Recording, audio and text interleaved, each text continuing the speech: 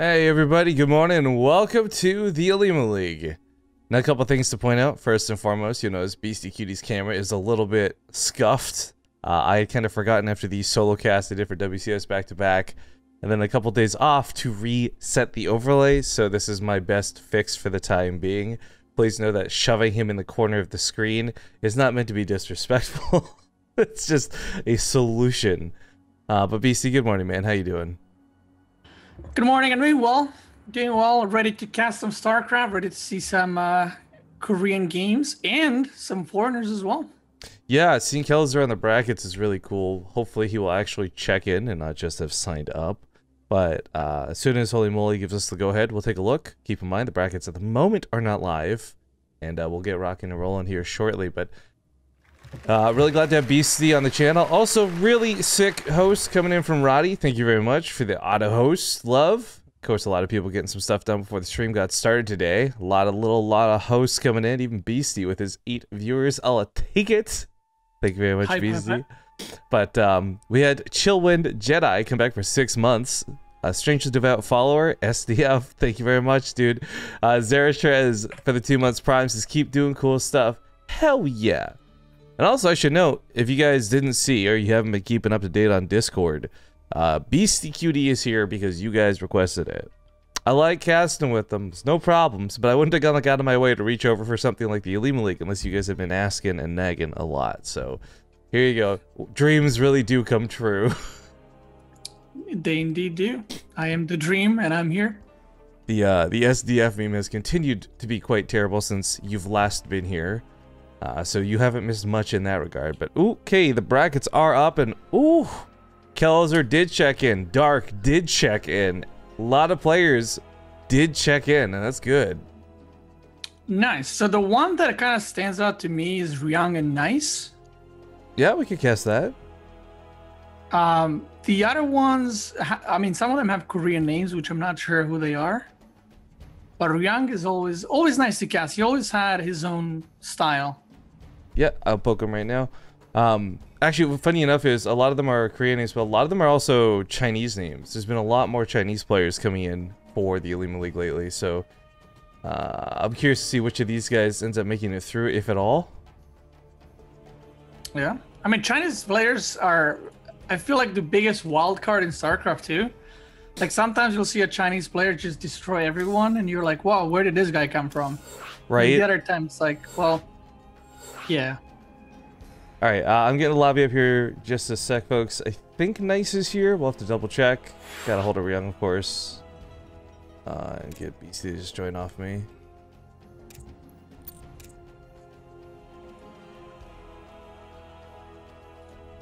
Also, I'm going to be very transparent with this, guys. I need to test something today. And I know that, like, in saying this, it sounds like a cover-up. But I'll explain thoroughly, I promise. I'm gonna be running a little bit more ads than normal today, and this isn't because like I need to get the extra bucks to pay for Beastie or anything like that, but I need to test it because the last time I was live with the WCS qualifiers, ad revenue was bananas, and I'm not sure if that was like a one weekend thing or if this will be the same for today. So I'm gonna be running, and when I say extra ads, I don't mean like every 3 seconds, but I just mean like maybe 1 or 2 across the whole 4 hours extra ads. And I'm just curious to see if that'll look like an average number or not. So I'm just giving you guys a heads up before we get started so you're all aware. But no delay, right? No, there is stream delay. It says it right up there, folks. 120 seconds. Feels good, man. Archon mode camp? What is it? I like that you and Ryung are having some nice banter. I'm gonna assume Ryung's ready, so let's hop into it. 16-bit being the first map. See you guys in game.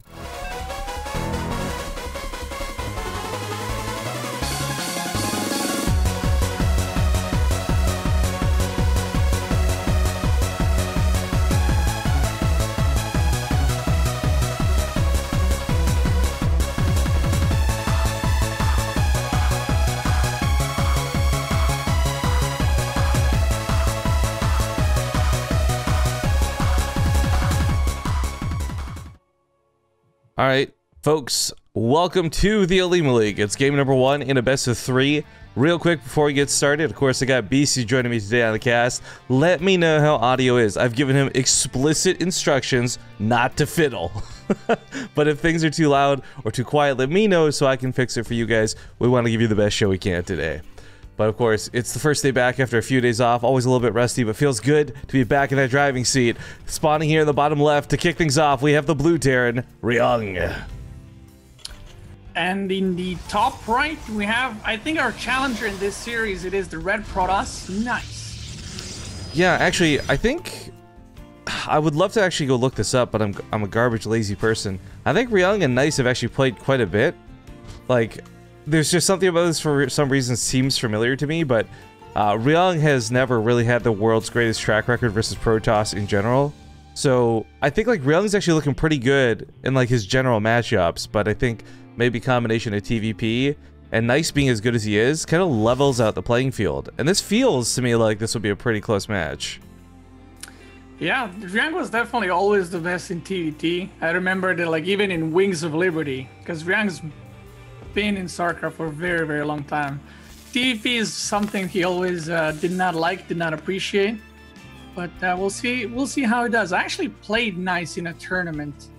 I can't really remember how he plays though, but all the Asian players I feel like are very cheeky. Like Taiwan, Chinese players, very cheeky, especially the Protoss players. From what I've experienced personally. Look at who their mascots are, right? You got people like Haas leading the way. Yeah, In Korea, you got Zest. People are like, oh, look at this macro god. Let me like follow his suit. But in China, it's like, oh, look at Haas. This guy is just going like 4 Stargates. Everyone, let's follow suit. Yeah, they always, and it's only Protoss. That's the weird part. Like the Zergs and Terrans, they're kind of like standard. You know, yeah, they can all in, but they're pretty much standard players. You know, but the Protosses are, they just play so weird. As you bring up like the Chinese/Taiwanese Zerg, I'm remembering Heart of the Swarm beta, I believe it was you versus Jigua, I think. Long time ago. That was yeah, Heart of the Swarm beta. Yeah. I remember that. Didn't you win like a PC from that or something? Yeah, there was a computer that was like $3,500 or something.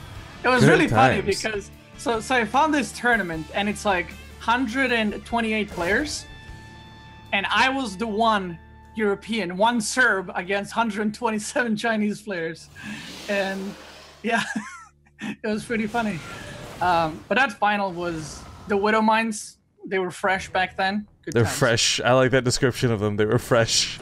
Yeah, people did not split. Let's just say that. All right. Well, Ryung doesn't get much of a scout. Was denied. Actually, funny enough, has only seen a pylon and that's it. So it's a little bit worrisome because you don't have an idea about gas. You don't know what it is necessarily. Even though Protoss are going Stargates more often than not, you can kind of guess. It's always nice to get that confirmation. Yeah, it's all. I mean, just positioning your units mainly. You see a Ryung kind of in the middle, like with his Marines. If he knew this was a Stargate, he would put him, you know, in the middle line. But I'm guessing he will try to go in very soon. I'm surprised he actually didn't go already. Maybe he doesn't want to sacrifice the Reaper. Wants to make sure there's a third. Oh, look at this timing though. Sees the Oracle. Nice. That's perfect. Well, he sees no third yet. Activates the Oracle Pulsar Beam. So he pretty much gets the value of scouting and also using the energy on the Oracle. I'm a little surprised he did that. I mean, the Adepts were here to pick off the Reaper. I don't think it was going to get any worker kills, but... Yeah, Protoss players are usually really mad about the Reaper, so they just get it killed straight away. Just There's triggered. a cheeky Widow Mine, but Nice knows. Yeah. Goes around, zaps a couple of SCVs. He shouldn't get too much done, but he will scout the Cloak Benches coming. So he should most likely get another Oracle and then have Phoenixes to make sure he can tag. Because having just one Oracle against Cloak Banshees is kind of risky. Yeah, especially if they get 2 Banshees in your mineral lines. Feels bad, man. But both players get some interesting scouting with this, right? Like Ryung now realizes he's been got, so he doesn't go. On the other side of the map, Nice just continues to expand. Yeah, he's continuing his tech normally. He's actually getting shield batteries, so he wants to play even safer. Even though he scouted the Banshees and has 2 Oracles, he's making shield batteries to make sure he doesn't lose the probes. Which I guess, you know, Ryung invested into Banshees, so might as well be safe against it. Oh, he's went into Robo Bay. That's interesting. Off of one gateway, mind you. Oh my god, if he does the Disruptor Phoenix, I will flip out. That is the best PvT style ever. It's amazing, it's so fun to play, and I feel like it's so strong. But we do see 2 more gateways coming in, so I guess not. Dreams crushed. I actually really like Disruptor play in general because I feel like it does shake things up. A lot of players just aren't used to playing against Disruptors because they're not in the meta. So that's when you get people like M Canning actually taking games off of Gumiho, because Gumiho is like, wait, what? He doesn't know how to deal with it. Yeah, I love Disruptors, honestly. I've been playing quite a bit with them, with like, I don't know if you've seen, this is something Russian and Ukrainian Protosses do with Disruptor Phoenix, like masses with no gateway units. And it looks bad, but it's actually really, really powerful and fun to play as well. Well, unfortunately, our Disruptor Dreams are confirmed squashed, as it's a Colossus, and even worse, extended Thermal Lance. Insult to injury. Yeah, confirming what we did not want, but hey, we'll see. We'll see how it turns out for him. The interesting thing is he's still going Phoenix. So this is very old school. This is something we saw in HOTS quite a bit. Phoenix into Colossus. So you would get your third, you get your Colossus, and use Phoenix to prevent any drops while having that big army on your third base, and you just kind of defend from then on. You know, not even just the drop aspect of this, but I mean, those Phoenix are going to lift everything up. He's going to have enough of them with enough energy to lift up twice per Phoenix. Like, every Marauder is going to be shot in the sky. Marines don't do well against Colossus on their own. This is going to be really interesting because the lack of the gateway units gets kind of made up by the Graviton beams of these Phoenix. Yeah, you can pick up the Widow Mines, like you said, the Marauders, and then the Colossus pretty much handle everything else. Well, okay, scans the stasis. Yeah. Nice is going on top of the stasis. I like that, so that Ryung maybe can't click it. That was pretty cute. Whoa. Oh, wait a minute. Nice. What? That is such... That was so cool. I've never seen someone micro trick like that before. I didn't know that was possible. I'm gonna be honest. To be honest with you, yeah, me neither. But another one does go down. He does focus this one. Now we get involved with the fight. The Phoenix go for the Medivacs right away, but without the Colossus, the Interference Matrix, no damage being done. Nice's 2 big units just waiting to get their shots off. The Widowmine's going off. 2 of them go on the Colossus. 1 Colossus goes down. Supply drops from Nice, but he's still... The second Colossus pops out. Oh, these Widow Mines are still firing though, Beastie. Oh my god, I think he will be able to clean up, but 16 probes is so much damage taken. 1 Colossus still stands, but Ryung microing so well back and forth. Yo, and those Interference Matrix.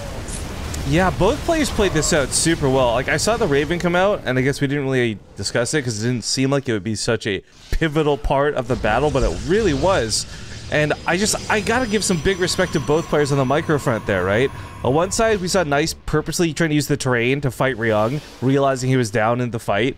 That was really cool. Then, of course, Ryung doing his stasis micro pickup, whatever drops. Like, I feel bad that Nice did not do well with that fight. But at the same time, Ryung didn't run away with the game winning that fight. It, like, leveled the playing field. Yeah, so like I said, he will be able to defend. He did take a lot of damage, but we already see, like, he is probed up. I mean, already fully saturated third. I actually did not expect Ryung to do much there, but just the micro and defense matrix were very much on point and deals quite a bit of damage, evens the playing field. I think that had Nice controlled that a little worse, that could have been a game-ending move, though. Like, if he had accidentally given the Colossus away instead of fully retreating with them. Because, I mean, how many times have you seen another pro where the Interference Matrix goes down and they just kind of forget how to use their units? Yeah, the Colossus just runs into the Via and dies first. Yeah. So, like, I'm really glad, like, that's what I talk about with the micro out of Nice. It seems like such a simple move, guys, but nobody does it. So, really good stuff to see. But okay, this is something we mentioned. They, like, these Protosses play weird, and we see a second Stargate plus 1 air weapons charge with Colossus Phoenix. What is the second Stargate gonna be for? Is it just mass Phoenix? Probably more Phoenix, just more pickups, I think. I mean, the idea is that... I mean. It's so uncommon, it's so weird, but I like it. Well, it's almost necessary in this situation, though, and not before the Graviton beams, but with the fact that Ryung's pumping out a ton of Vikings, and with that recent 10 health they got, Vikings can take on Phoenix actually pretty well, whereas before they lost pretty miserably.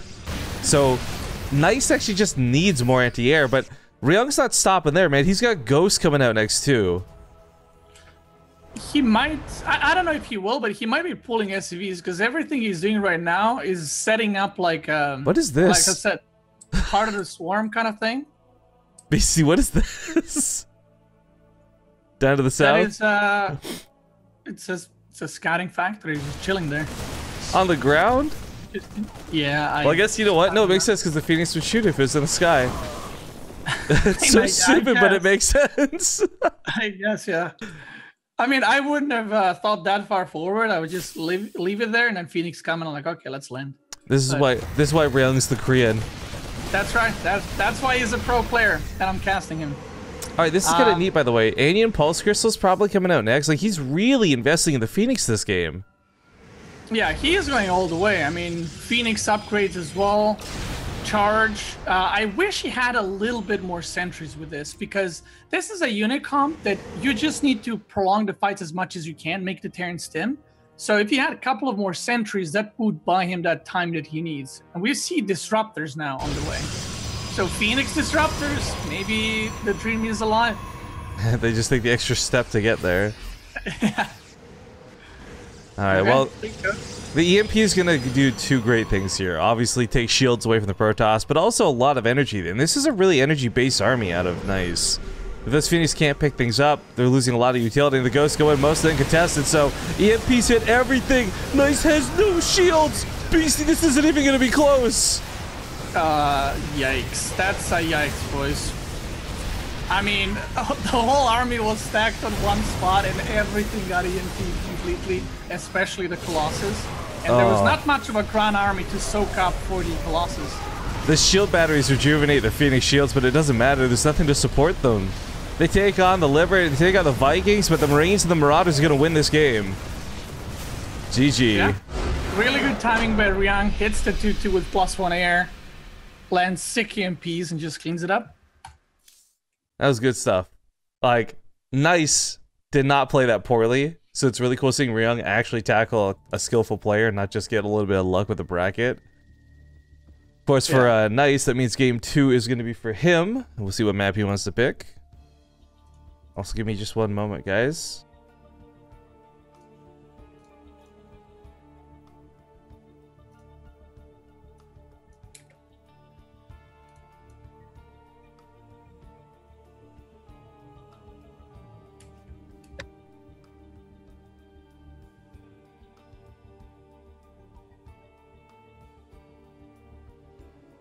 Sorry, dear stream. As some of you know, I have a friend in town, and she's presently insisting on sleeping on the couch next to me casting, and I don't know how long that's gonna last for.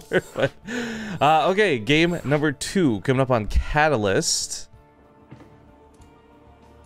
Double check, actually, is this in the map pool? I keep forgetting the Olimoleague removed some maps. Yeah, this isn't in the map pool.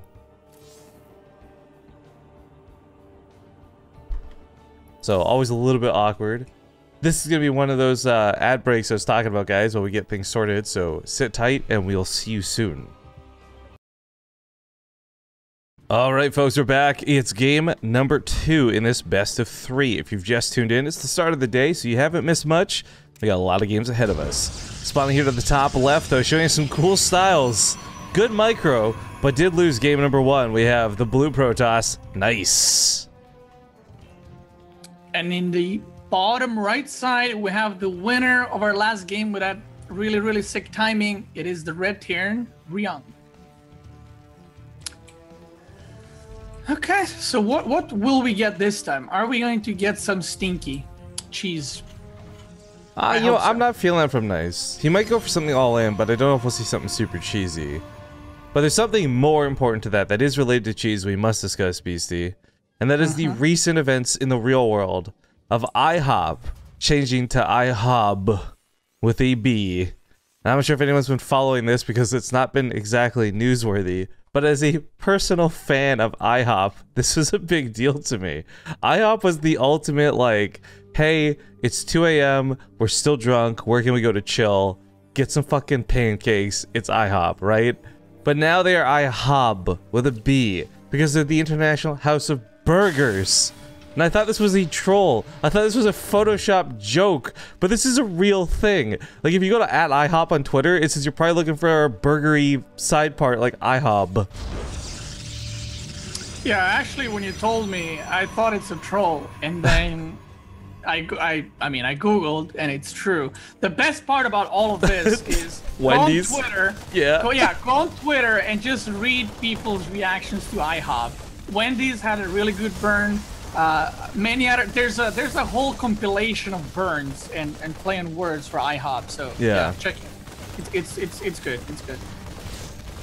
Interesting gas steal out of Nice. This has actually worked quite effectively on Ryung, having to pull the SCVs to deal with it.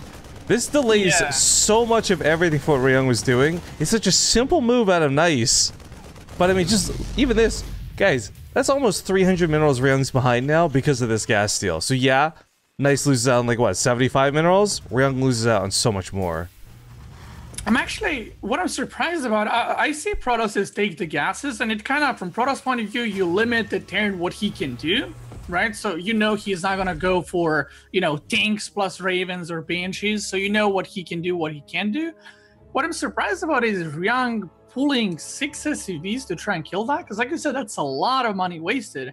And I feel like in those kind of situations, it's best to just adapt your build, like maybe add a 3rd CC, you know, really quick, or maybe go into more barracks as quickly. But he just, I mean, he just went for it, drilled that assimilator and got his gas. Marines actually have no fun taking on the Stalker for now. Some more coming out, this will be easier, of course. Good micro on the weak one back. Yeah, poking it away. The Widow Miner will secure that location pretty much. Won't be able to do anything with it.